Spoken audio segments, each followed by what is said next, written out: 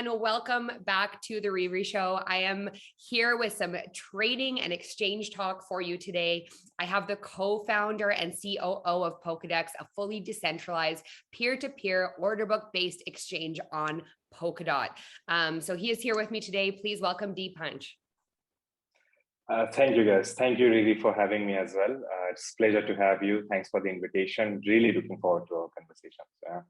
Me too. I'm fairly new to Polkadex, so I always get really excited to talk to projects that I don't know a ton about, just because it's a good learning experience for me as well. So I'm super excited for you to give me some information here. So I'll have to pick your brain a bit. For sure, for sure. So I think the way I always like to start any interview, just to give us a little bit of background, is just really about you and Polkadex. So if you can just start off by telling us a little bit about yourself and your role. Sure. So again, I'm Deepansh. I'm one of the founders of Polkadex. I have two more founders, that is Vivek and Gautam. And I handle operations on a day-to-day basis, or moreover, act as a gap filler, if you will. Helping the team with execution and strategies are the main focus that I do in Polkadex. So. Nice. I love it. So in terms of actually, first off, I just have to say congratulations on your Parachain slot. Thank you so much. That experience was a wild ride for us as well, for the whole team. We participated for the second time.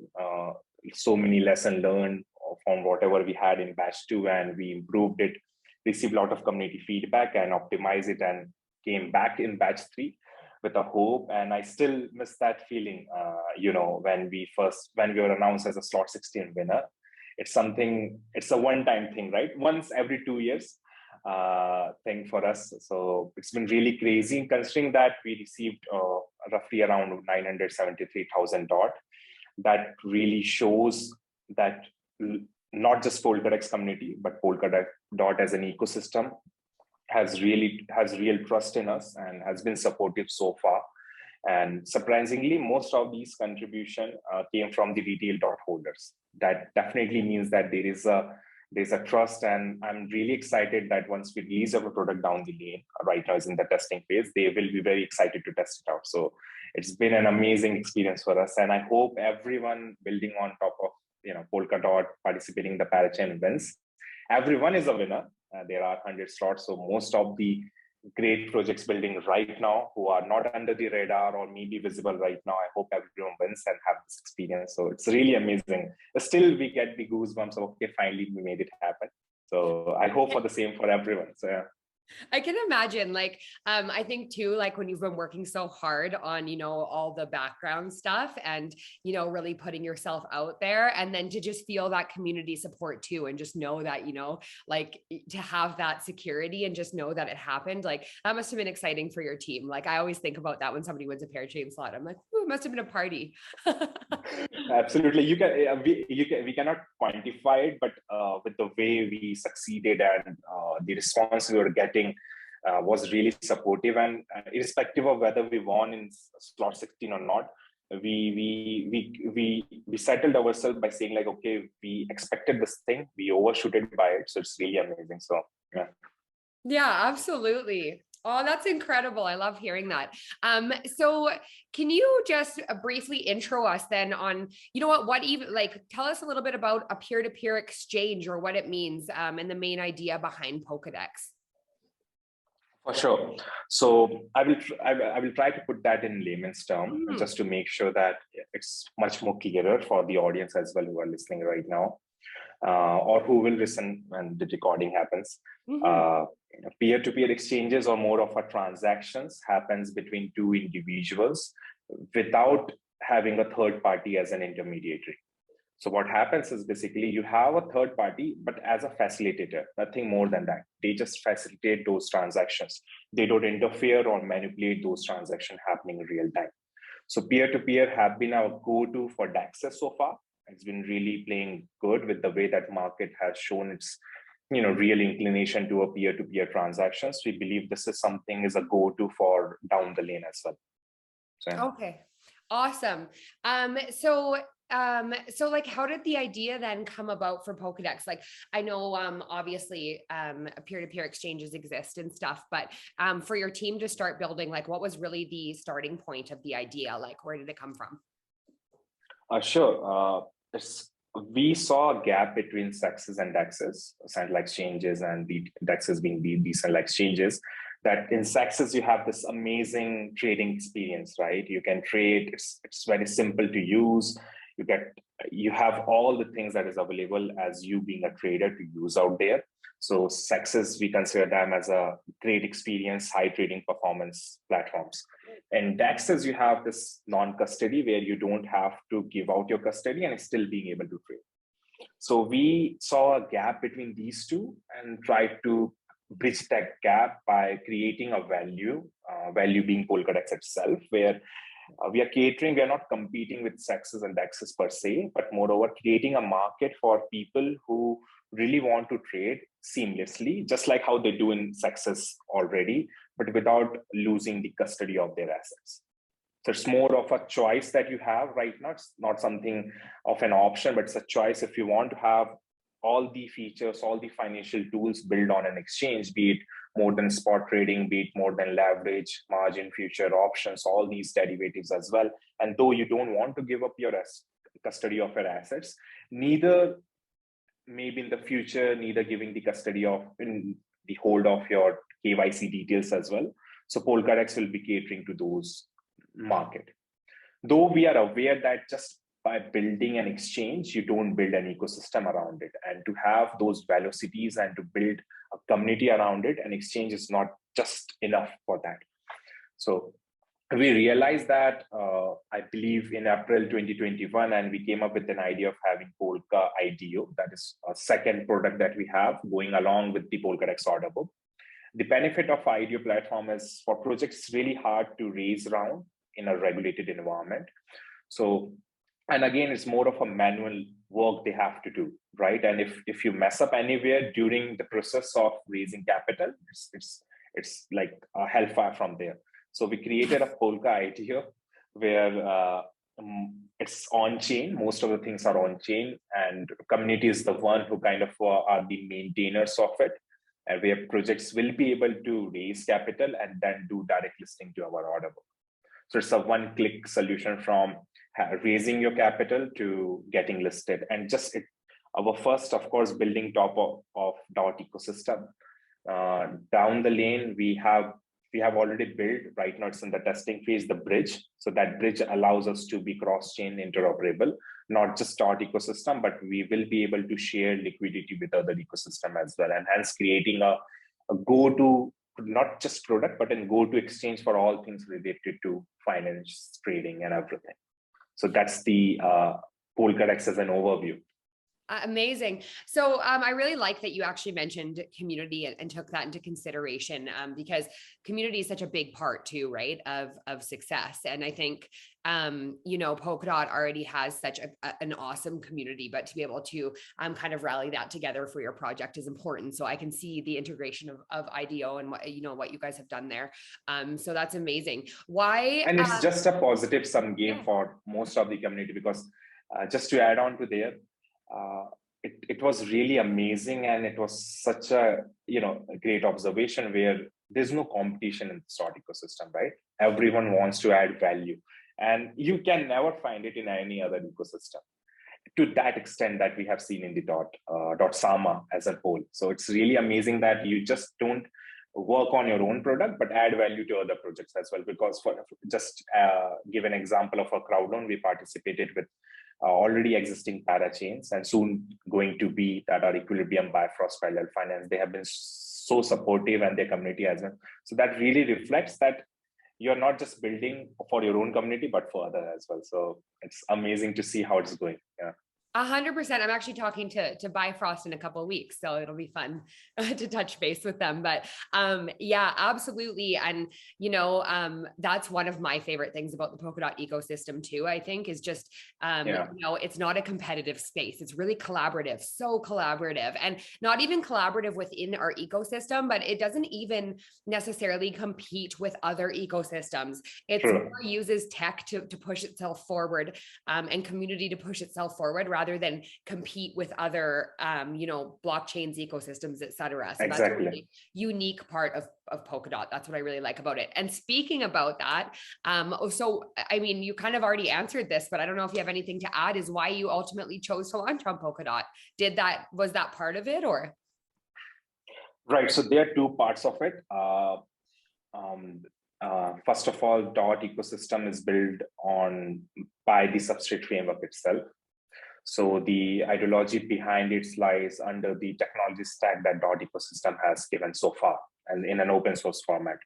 So Substrate framework is a framework that has really helped us by building an application-specific blockchain network, catering to build dApps just for the needs of financial tools, just like trading, as an example. So Substrate framework is an underlying kind of a vision that Polkadot supports, right? Without that technology, nothing is out there. So this was the main reason that, okay, the framework, the technology, and the community, the developer community around Substrate has been mature so far. We started in 2020, late 2020, and we have seen it progressing, we have seen the community growing like anything. And the support that you receive, you're not going to get such support at such a grassroots level from any other ecosystem at this stage of time, right? So this has been one of our parameters to decide to build on Dot ecosystem. And again, one of the basic first principle that Dot solves is the interoperability, right? So building ourselves as a parachain, now we will be able to share liquidity, not just within the other layer one solution as well, but with the Parachain Substrate projects as well. That kind of a solution never ever existed in the DeFi space so far. So Polkadot kind of solved that, right? And if you're an exchange, it's really amazing to build on becoming a parachain and bridge with other parachains to have those shared liquidity in place. And that's how actually, on an overview, you're able to solve the problem of interoperability within that ecosystem. And now the focus will be more over how to bridge to Ethereum, how to bridge to other layer one protocols as well. And that's already been discussed and developed. So we believe that it's a go-to ecosystem, a friendly ecosystem to have all sort of development done. And yeah, so I can go on and on how it's benefiting, but I try to summarize it in the way that is, most brief. No, that's a great summary. And you know what? We can have you back on the show as many times as you like. We'll get it all on. But absolutely. And the Substrate framework stuff is a great, that's something I really like to ask as well, just simply because when you talk about the Substrate framework, it's really interesting to hear how projects were able to focus on what they really should be focusing on, or what takes a lot of their energy rather than trying to do that portion first. You know what I mean? It kind of allows for a lot. Yeah, exactly. Mm-hmm. So you can build on your own logic rather than, you can delegate all these things to the main purpose of Dot and just work on what exact value you are able to contribute. So it removes all these hours and resources that you would have dedicated to building the value rather than building something that is already been solved by the Dot ecosystem. Yeah, and it creates a stronger ecosystem and stronger projects, in my opinion, just because you are able to kind of put that manpower and those hours in to other things. Yeah. So in terms of UX, what was your focus? What was your focus on the user experience, or what can we expect in terms of experience when we use Polkadex? Right. This has been a question, sticking around our own mind as well, because it's just not about the UX. It's about mainstream adoption, right? So for having those mainstream adoption, you need to make sure that the user onboarding is seamless, right?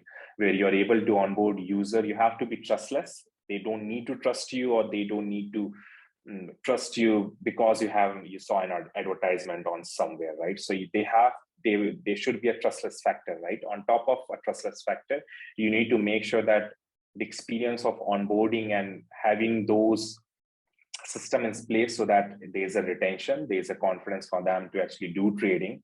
So UX has always been our priority, and you can see if happy to share you a couple of links where you can test out our on order book and the IDO platform. Right now is in the testnet phase, but you can yourself see how better we have made it, so that any common Joe will be, without any question, will be just able to trade it without any insecurities or without any confusion or whatsoever. Right. No, 100%. And that's such a, security is a really big topic and really important. So in terms of like, because this is obviously something extremely important also when you're talking about a DEX or a SEX, actually, it would be, what about speed and transaction fees? Right. Regarding fees, it's pretty much same. You should not do innovation where it's not needed, right? So just to have a viable product that generates value. We have the same taker fees, just like any other exchanges, do it gradually reduce down based on how many tokens you hold, how many PDEX you hold. There's a discounted price to it, right?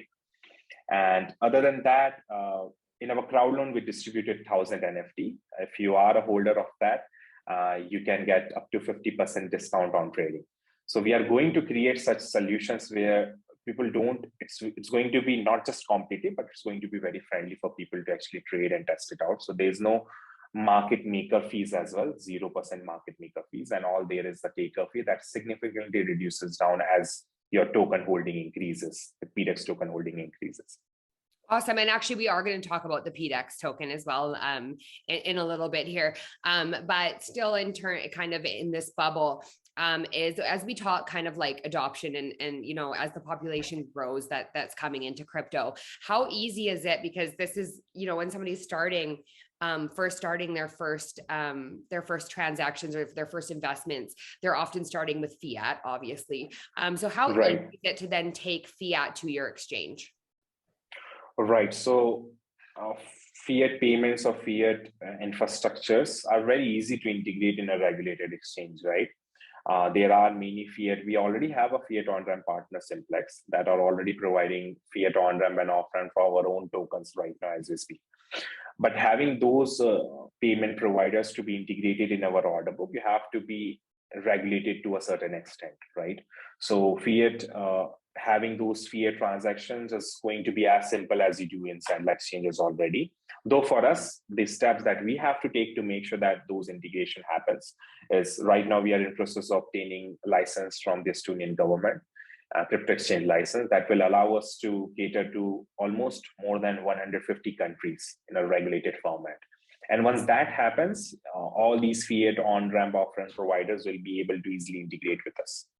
And having those easy access for users who are just getting started to do those trade and have those fiat on and then get this token and start trading. I think adoption is something that, like, you know, often we think so hard, or like the teams are thinking so hard too about building, but there's a whole other bubble that you have to think about. And it's like, you know, there's other people that we need to focus on bringing in the projects, and, you know, that's how it grows and that's how we develop. So that's such a big part. Still, and that's one of our main focus is how to onboard mainstream user, where right now the market sentiment is more of a, you know, high risk, high reward. But that's not very healthy for a common Joe who's just getting started in Web3, right? You invest $100 and you lost all your $100 the next day. You get the worst experience when you interact with the Web3 products as well. So we don't want that to happen. I've been myself kind of a customer of that experience where, okay, I try to do some kind of a leverage, lost that money, and all that sort of you know, complexity comes into your mind. So right now, the main focus is just not building an order book. It's just not about IDO or ecosystem, but how to make sure that we are onboarding user with a low risk, low reward, and then changing it to gradually from low risk to high reward, high risk to low reward kind of a way. Because you should not onboard, it's not very healthy when you onboard people and try to extract value from them from day one, right? So building those financial tools which support users to more and more interact is our ideology. That's something you believe in. It's not just you do a 10x leverage, you lost the money, you're gone out of the picture. It should not be done anyway. That's where we are being it's one of our principles to make sure that whatever you build, you make sure that's very fairer for people who are really new, people who have already been there, done that.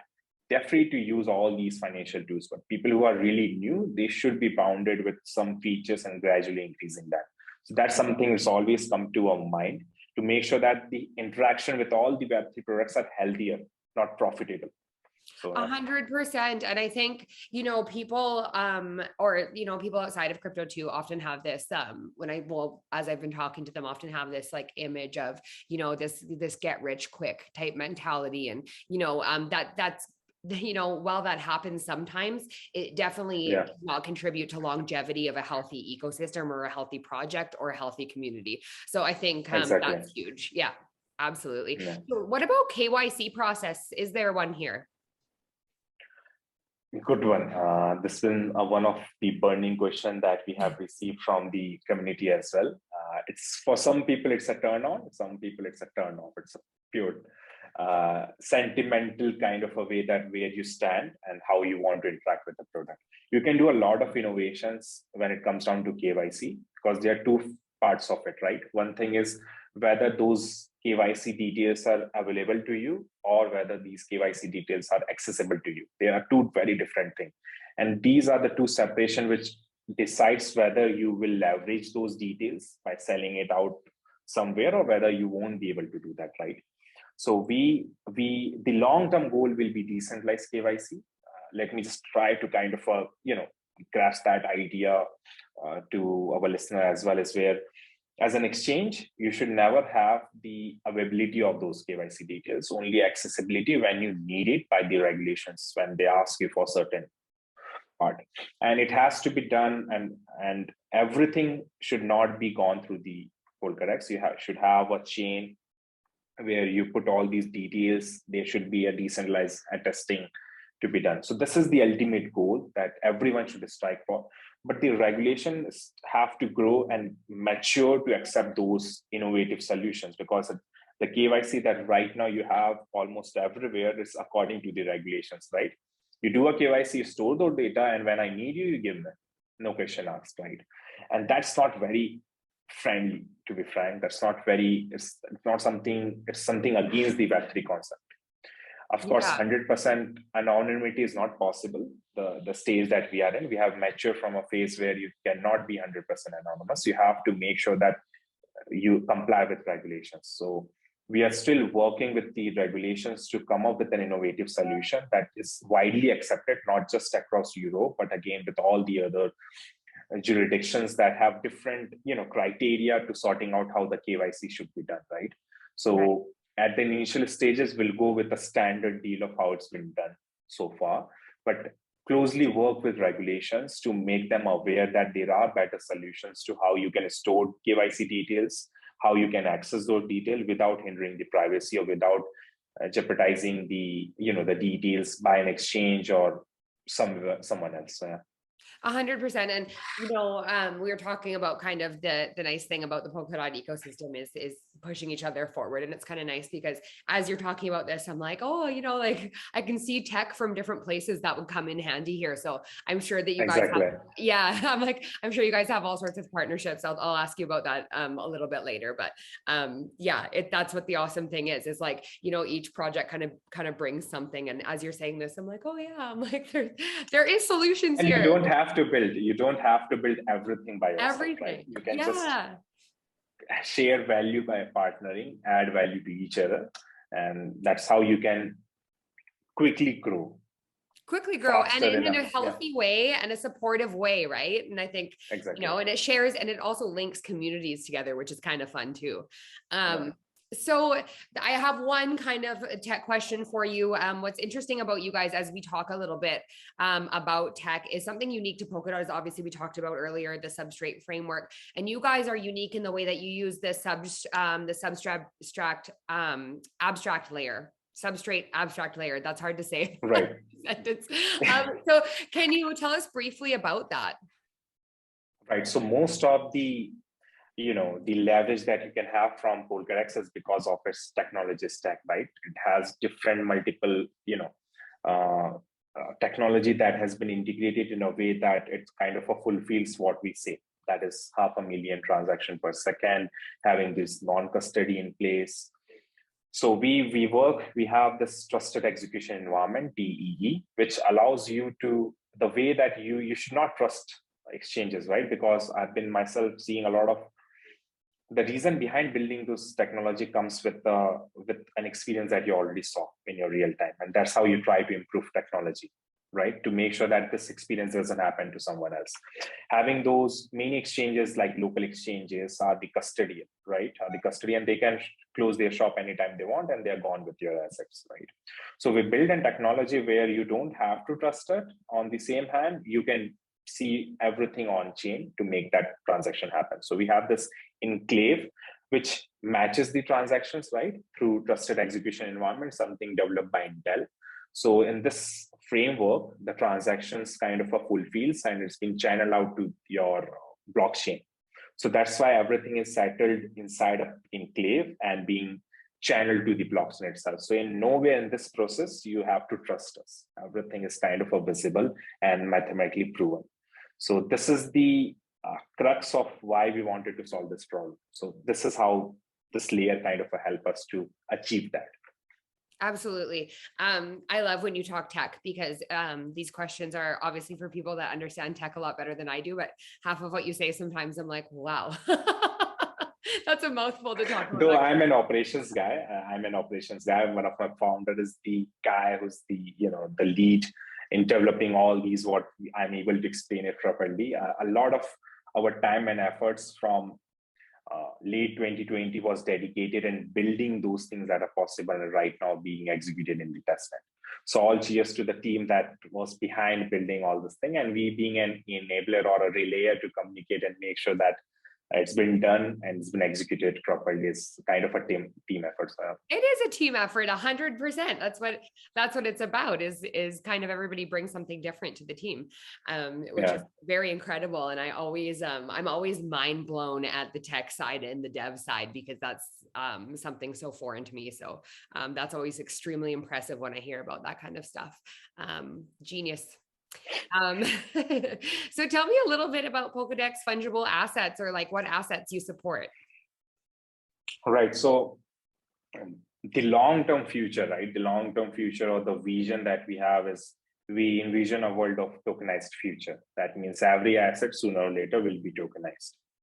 So for our case as well, and any mainstream adoption can happen once you are able to bridge those traditional financial instruments or those assets that are available in TradeFi and being able to kind of integrate in a way that it makes sense and also being tradable in DeFi, right? In a very decentralized financial way.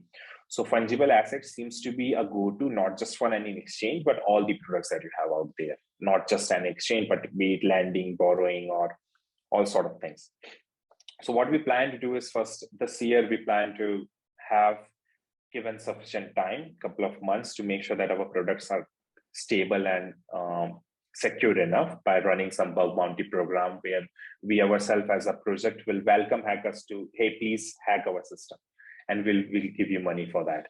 So it's and once that happens, once you slowly kind of build your products, make it more stable, and then opening up a window for having those assets being fungible, right? Having, like, for example, bonds being traded, right, in a very decentralized way in our exchanges where gaming assets are being able to trade, where you as a gaming studios come to Polkadex network, or which all network you prefer, mint those tokens, have those things available in a blockchain, everything is on blockchain, make it tradable. So that's kind of a way how a gaming studios can tokenize their assets and make it tradable and make it publicly available. So the gaming studio is part of it. A lot of financial tools that is already out there in traditional finance can be easily done in DeFi. sooner or later. We believe that we personally as a project will be working on that next year, where our full focus will be how to make sure that these assets are being available in Polkadex for mainstream adoption, of course. Yeah, for sure. And I love that you talked a little bit about the gaming thing. I like that. So what about NFTs then? NFTs for us as well, you can have a marketplace in Polkadex, but that's not just what we want to happen. We haven't deep dive ourselves into how exactly this will roll out in a way that it builds something for the future, right? It should not just be ridden by hype or an emotional sentiments around it. So this is something creating an NFT marketplace always you do, but beneath that, we ourselves first to understand the market. We always believe that you have to incorporate something inside your company, right? Inside your project, inside your community. First, see how it works, how the community reacts to it, and if it's really viable, then build a product on that. So what we plan to do is we will be creating an NFT storyline where our validators will have some kind of NFTs available to them. Our community will have different availabilities. Traders will have different NFTs. So let's create a storyline. Let's see how it goes. Let's do an experiment with that, and then see if it really progresses. Then build, solutions to how leverage NFTs. So we will go in a very small snail pace with that, because we don't want to make it like a huge thing and it doesn't have any intrinsic value to that, right? So first we will just do an experimental trial with ourselves, see how we can incorporate NFTs, and then try to build some tools that can, that NFTs will be able to leverage. So we are very slow with the NFT phase of the things, because right now our priority is more over making our product stable, secure enough, and having those at least financial tools that I mentioned to you, for example, spot trading, derivatives available, and then kind of see how you can connect dot and create a ecosystem where NFTs are an intrinsic part of that. Totally. And I think it makes it for a stronger foundation when you aren't rushing things as well, right? But it is such a big umbrella. There's so many things to consider. I mean, I think between fungible assets, NFTs, and then your IDO and, all your trade, there is a lot to consider there for sure. So I think definitely there's nothing wrong with taking your time to really do things properly for sure. I know I appreciate that when projects take their time to deliver. And in this market situation where everyone is going through, it's more of if you're a project building something, it's a very sweet time for you to test things out until the market changes itself. So it's a good time that you do all sort of an internal testing, making sure that whatever you planned will really work out. Because I'm not a big believer of fail fast kind of thing, do fast, fail fast, where you take your time, you do your research, you build something, then see whether it's scalable or not, and then execute it in a right way. So it's with this market condition that we have right now, it's a very sweet time that you start building things, you start testing things out. So, totally. It's a head down and focus kind of time right now, Yeah, definitely. And if it kind of helps too with keeping yourself distracted anyways. Build, you build, never mind the bear, just build. We have been building, we received our first Web3 Foundation grant in 2020. That time market was bearish. We saw the bullish run, then again we saw the bearish run. So it's kind of it's a phase that will go in and out, but for the projects, it's just you have to focus on building right now. Yeah, nothing totally. else. For us, it's our priority. Yeah. And everything's temporary, right? But it's definitely a good time to focus, for sure. Right. So, and I guess this kind of fits into the asset conversation a little bit. And you did touch on this already, but it does kind of open up some doors in terms of assets. So in terms of building the bridges to different blockchains, you kind of briefly touched on it, but could you just elaborate there? Where are you on that journey? So we have taken a very new path, which we believe that many new projects will be following that, if not less, is where we follow the multi-chain feature, where you have a mainnet. We have a mainnet that is right now up and running we have 140 validators, 1,500 nominators, and a significant amount of our tokens are already staked on our mainnet, the solo chain. And then we also have the second chain is the Parachain, Polkadex Parachain. So we will be running two chains all the same time parallel.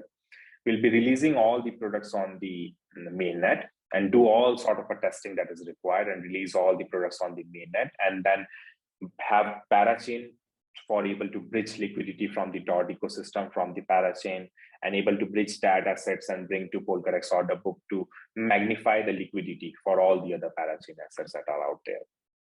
So this is how you are able to connect with the Polkadot ecosystem by becoming a Parachain. And then you have this bridge coming into the picture. For example, if you want to have those shared liquidity with other layer 1 protocols, like for example, Ethereum, you have Solana, you have Algorand, you have Avalanche. So you have to build bridges to connect with those ecosystems as well, right? So for us, it took roughly around 6 to 8 months of hard work done by my partner Gautam itself to build Thea protocol. That protocol, with the audit that we received, we had good feedback coming from that. It's one of the most decentralized bridging protocol available, where the validators are the holders of your assets. So the more validators, the stronger community you have, the more trust you have to build on the validators, not just 5 or 6 multi-signature done and the assets are gone.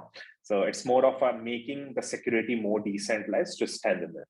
So right now, when we are going to release our products, first we are going to have Ethereum and Polkadot assets being tradable in our order book, one through Parachain for the .sama ecosystem, and one through Thea Bridge to bring assets from Ethereum and down the lane connect to as many as layer 1 solution possible. Though it's a long time, because you cannot build a generic bridge that is able to connect to everyone, you have to do some sort of a different integration. So the first priority was to have 2 very healthier ecosystems, that is the Ethereum and the DOT ecosystem, to come together in Polkadex and do the tradings and help different parachains to bring more liquidity, have Ethereum products to be tradable with .sama products. So it's going to be really amazing when you see in real life that, okay, what we thought is to bridge 2 different ecosystems, catering to 2 very different needs, and coming together in Polkadex ecosystem. So yeah. Yeah, for sure. And it contributes to diversity, right? Like, the more the merrier. That's how I see it, for sure. And then it also too, like, it helps with bringing people from other ecosystems into your ecosystem as well. So the last kind of topic, other than some little tidbits at the end, but I really want to talk about your PDEX token and its functionality. Can you tell us a little bit about what function the PDEX token has? Right. So just to kind of a deep dive into what I explained previously is a token can only have multiple have a velocity towards it. So when it's just not attached to a single product, right? It has to attach to multiple products to make that token more healthier and have more utility towards it. For example, in our order book, you can get these trading. If the more token you hold, the more token discounts you get. You can pay the trading fees in PDEX as well. Then coming in IDO, you can participate in the IDO if you hold PDEX token as well. You can become a collator, you can become a validator, do all sorts of staking possible out there with the help of PDEX. So it's kind of a very, you can put that in bullet points as well, kind of what all utility is that, and nothing is huge surprising. It's just kind of a way that how to make sure that ecosystem grows with the help of that token. We made all the utilities possible, coming from trading, paying in trading fees, participating in our IDO, becoming as a validator, do all staking. So, yeah, for sure. And then your governance system as well, for sure. Yeah. I don't know why I missed that. Maybe let me a little bit more deep dive into that part. Is where no, for sure. I was just going to ask you about your governance system anyways. So why don't you touch on that while we have it on topic? Yeah, sure. And let me connect with PDEX as well as one of its big utility towards it. Right now we have reached really to the point where now we are releasing our products, right? So this is the phase where we'll need community support through governance, right? Where they can discuss all sort of changes or beliefs that they want us to push forward, and we can deliver for that. So now it is for a project that is just getting started. Governance doesn't seem to be a very huge value add because you are just starting. You are in the ideation phase of development. But when you are releasing products or you are soon going to be in the growth phase, is where the actual significance of governance you come to realize. So if you are a holder of PDEX, you can participate in the governance. You can be the council member as well if you wish, and make protocol level changes, or if you are building something on top of our network, be it something, for example, there's a project who wants to build a financial tool on top of our order book, right? You can take the grant from the treasury through the council and make sufficiently have those capital to build those products in place. So, and then governance, they can decide on increasing the, maybe kind of a one proposal that I recently believe that they are going to put is increasing the validator PDEX holding to make sure that not anyone should, any validator should have sufficient PDEX when they become a validator, right? And so it's going to be really exciting to see how it grows. And we really look forward to seeing how the community interacts with the governance, how they utilize the treasury to make it more healthier. So, yeah. Yeah, for sure. Absolutely. Governance is a big deal too with the community, and you guys are really big on community. So I can see that for sure. And can you stake PDEX? Yeah, you can. Yeah, I love that. I'm a big staker. Awesome. And if let me ask us, ask the same directly. If you hold PDEX, feel free to stake it. We have some great validators, public validators who've been really, supportive of projects, and you can stake it. And I believe the APIs are 38%, roughly around 38%. So, yeah. So what about the future of Polkadex? What do you dream of in the future, or what do you have on the go? Our targets will be, our target or our immediate steps will be first was already done, becoming a Parachain, obviously, and then having those product release, make it secure and stable enough. So this is something we are really looking forward to, and this is the turn where our community will be testing our products in real time with real assets, right? So you don't want any hack to happen. Though in this 3 months, we will be limiting our functionalities and features, so that if anything happens, we make it okay, you have to sort, you have to patch it up. So we will be running bug bounty program and we invite everyone to, hey, band our system as much as you can. So this is kind of a very short-term goal that we have in place, and the long-term goal will be the go-to exchange for all the parachains to share liquidity to make it more healthier in .sama, and then bridge to other layer 1 solutions, and then build financial tools to have mainstream adoptions. Yeah, for sure. So then also, other than the future, and that's really exciting. Honestly, I think looking forward to kind of the new things that are coming up is exciting, and thinking of new ideas and how you're going to build that and put it into play, and kind of watching the projects develop over time. That's an exciting thing to go through. I'm sure that your team's excited, and especially since, like you said, since the Parachain slot as well. That just kind of gives you all more fuel to be motivated to build. And we are not talking about something that is too ahead of us.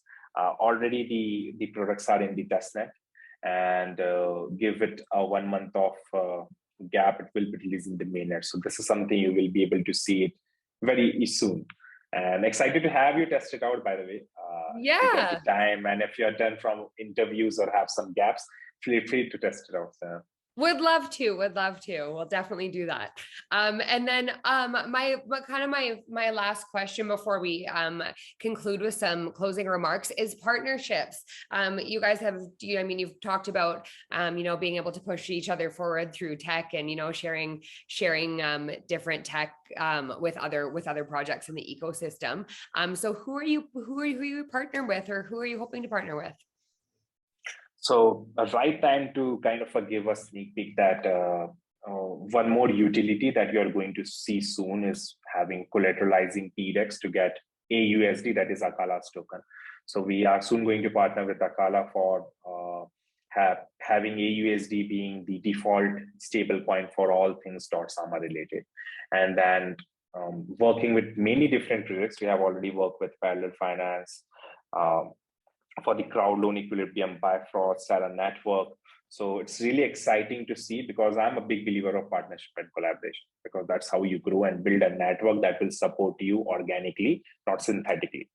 So a lot of exciting partnership are coming, a lot of things we have done so far. So yeah. Yeah, for sure. And a lot of the people involved with those projects too are awesome, very collaborative people. So I imagine it's a nice partnership working with them. Do you have any closing remarks or anything that we didn't mention that you would like to mention? I guess we kind of touch base on everything in detail. Though one thing that I usually kind of say in public is basically, for an exchange, you should be known for trustless. You don't have to trust. You just have to, you don't have to trust. Everything you can verify on chain. That's something we are very bullish on, to make sure that you get a fairer, and we Polkadex become a facilitator for doing trades. You don't have to, put your assets in the custody, in Polkadex custody. So trying to be more fairer and bridging those tools that are not available yet to cater to the mainstream users, crypto natives as well.